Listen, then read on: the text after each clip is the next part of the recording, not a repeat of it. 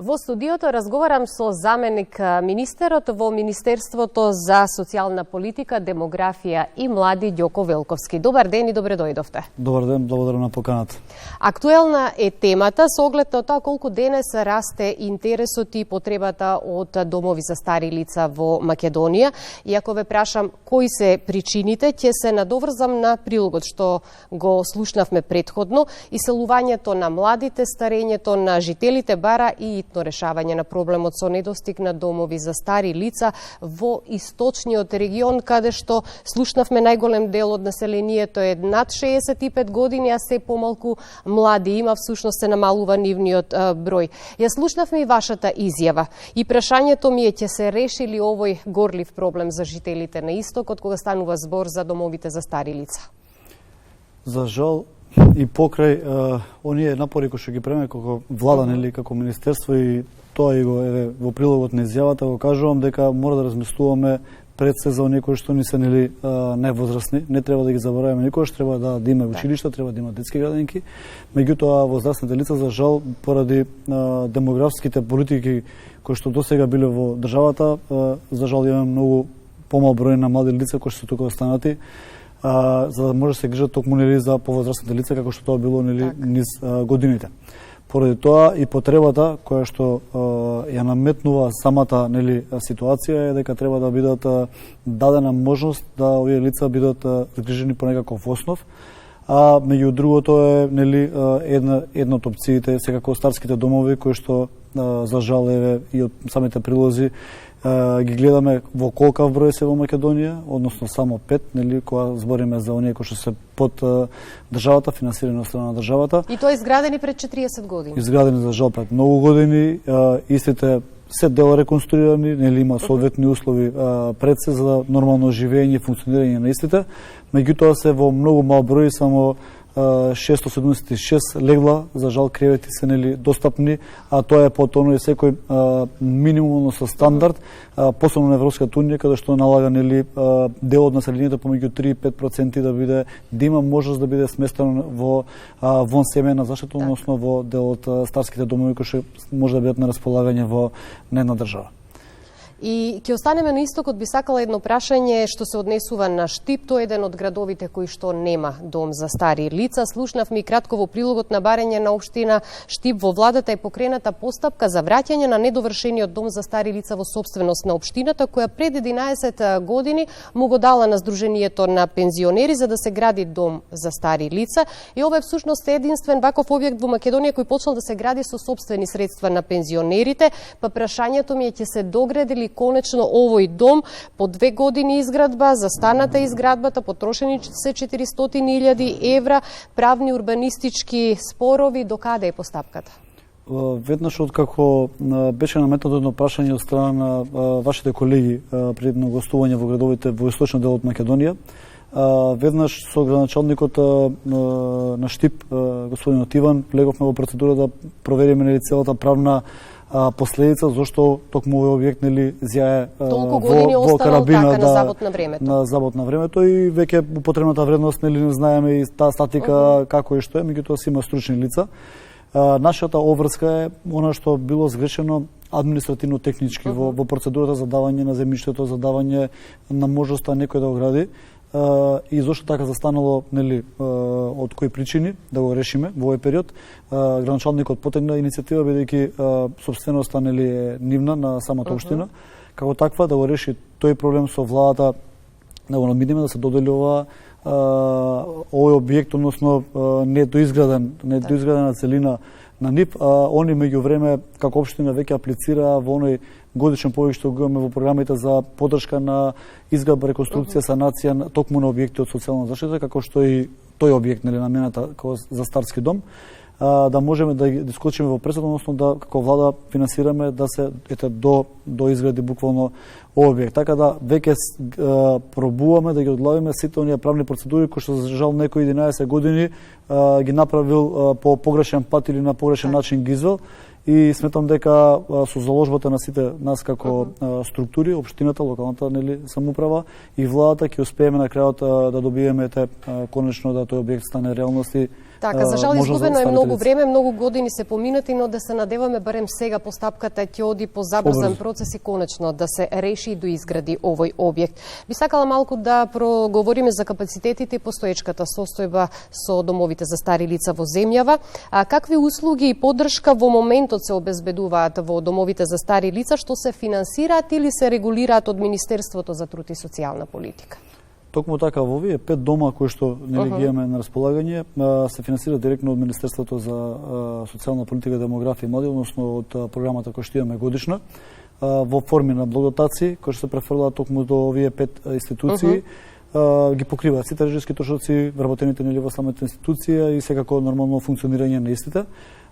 Имаме 24 часовна поддршка за старите лица кои што се сместени нели во самите установи во согласно со нивната здравствена состојба на оние кои што се малку потешки нели ситуација, да им се пружи и онаја здравствена нели заштита која што имаме како основна во самите домови, а секако тука и целиот оној културен социјален живот нели кој што секојдневно овие лица го добиваат. Секако не говорам за исхраната нели доручек, ручек, вечера, како што е нормален принцип на живење на еден човек, така да сите аспекти кои што треба да ги има едно лице дома на функционирање нормално, ги има во рамките на возможени во рамките на новите домови, така да функционираат навистина безпрекорно.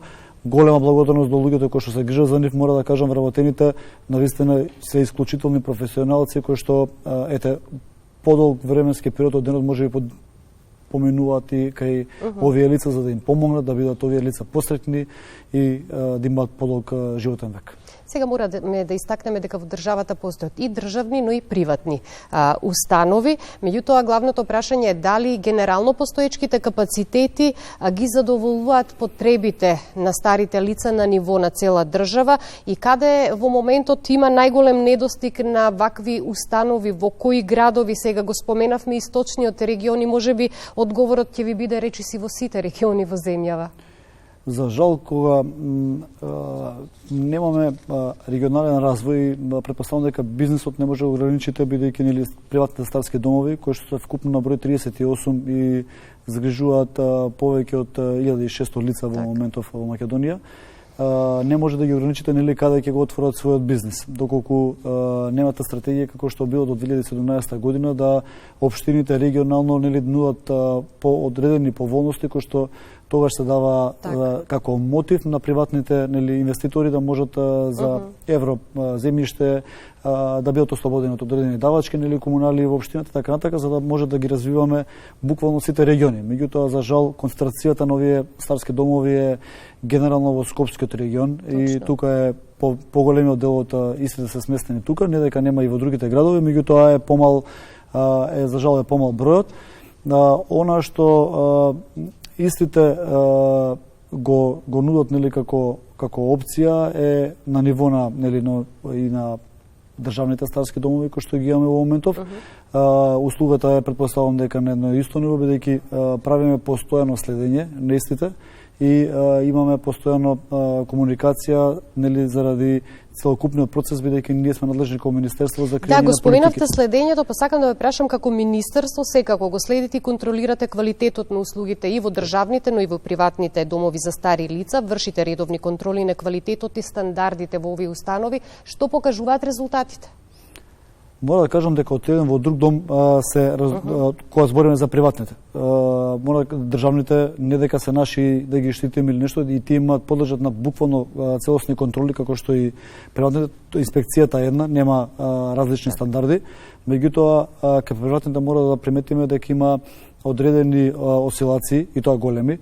Имавме случаи каде што бевме сведоци на несоодветно третирање на старите лица во одредени приватни. И истите се затворени. Значи истите во моментот мора да се контролира и да се реагира. Секако, кога од некого наплаќаш како услуга, нели, во случајот приватните старски домови кон корисниците, чесно е да она што го земаш како бенефит да го дадеш нели како услуга на оној корисник кој што плати, така да тука не треба да има никој дилема и ние како Министерство и инспекцијата постапува неселективно на цела територија на Македонија. Затоа имате клучната улога во контролата, секако, и мора да се следат и после она што се случи за жал нели во Кочани, овие мерки и се многу поригорозни и построги секако пристапот кон регулирање на сите оние стандарди кои што треба да ги исполни нели една таква установа. И сега, ако говориме за услугите и условите во кои што работат, споменавте дека кадарот е еден од оние кои што најмногу допринесуваат нели во грижата на старите лица, но со какви други проблеми се соочуваат овие домови за стари лица во функционирањето? И јас повторно ќе истакнам, пред се најважен е стручниот кадар кој што работи во нив, а потоа и другите услови. Па како во многу други сектори, така и проблемот кој што го имаат со нели стручен кадар, кој треба да биде дел од целиот тој систем на функционирање, е и предизвик и на државните, меѓутоа и на приватните старски домови. Затоа не да ги амнестираме, нели целиот овој процес да се амнестира, во моментот се прави консултации со Сдруженијето на приватните старски домови, да нашите правилници кои што се во рамките на министерството, кои што се подзаконски акти нели на начинот на како ќе се уредува функционирањето, каков кадар треба да биде дел и така натака, се ревидира во моментов. Ги слушнавме луѓето, имаат одредени забелешки и секогаш кога треба да нели да се истакнат одредени забелешки, сме на располагање да седнеме заедно да видиме како министерство дали можеме да направиме олеснување, да биде тој процес поквалитетен нели во одреден период, така да и во тој сегмент знаеме дека настасува одреден стручен кадар, заминуваат пред се младите кои што завршуваат во делот на медицината, во делот на оној социјален аспект, психолози, педагози, знаеме дека заминуваат дел од нив нели по други работни места што се поатрактивни може во дадена ситуација, и поради тие причини гледаме да навистина олесниме целиот процес да биде функционален, меѓутоа секако да задржиме максимално квалитетот на сите овие установи кои што ги имаме на располагање. Споменавте дека ќе се работи таму каде што има најголема потреба за нови или проширени домови со соодветни планови нели за нивна изградба или адаптација на постоечките објекти. Меѓутоа, дали се планира отворање на домови за стари лица и во помалите општини, односно руралните средини? Не само постојано говориме за големите градови, како министерство како можете да им помогнете на помалите општини, затоа што и таму веќе е изразена потребата. Изразено е кога патувам особено по градовите и општините, кога се сретнуваме за нели сите прашања, и ова е едно прашање кој што го поставуваат постојано не само администрацијата локална, тука говорам и за граѓаните нели кои што се дел од сите нас. Секако дека даваме максимална поддршка, не случајно Кочани е сепак нели прилогот го видовме, ќе биде тој навистина импозантен, убав еден дом кој што ќе добија здравје Боже. Меѓутоа, еве, веќе Кавадарци е постапката во процедура, значи распишан е тендерот за изградба и во Кавадарци. Во домот во Пробиштип имавме одредени исто така технички проблеми на проектот кој што е доставен претходно за да се финансира, меѓутоа и тоа се надевам дека во наредниот период неколку месеци ќе го разрешиме и тој период, да и во Пробиштип веќе се распише постапката за јавна набавка за финансирање на старски дом таму. Крива Паланка има апликација која што е соодветна и може да се адаптира одреден простор за да биде старски дом. Значи генерално сите општини работат на континуирано, Кратово веќе има план проблеми. И така натака, значи секој што се произнел до нас како министерство ги мотивираме бидејќи годишната програма е отворена. Разговаравме веќе и на ниво нели и со премиерот дека навистина ова е реалната потреба и дека треба секоја оваква една апликација која што е целосна нели комплетна со сите документи, да не заглавиме како што е 11 години во Штип, туку да имаме проекти кои што ќе бидат веднаш функционални, не да чекаат граѓаните 11 години. Секој таков еден проект да биде финансиран бидејќи потребата е реална. И го знаеме тоа и затоа и во поголемите градови, меѓутоа веќе гледате дека не само во Скопје или во Битола, Прилеп, Охрид, туку ќе се градат и во градовите кои што навистина се спремни и имаат реална потреба за вакво нешто. Само накратко, дали Министерството работи на развој на дневни центри или услуги за поддршка во заедницата како алтернатива за целосното сместување? Само накратко.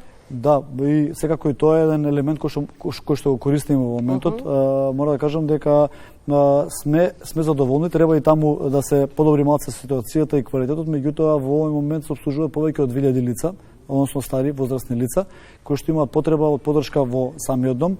повеќе од 700 лиценцирани негователи работат директно со овие корисници по неколку часа на ден или согласно динамиката и решенијата кои што ги дава Центарот за социјални работи од местно надлежната општина.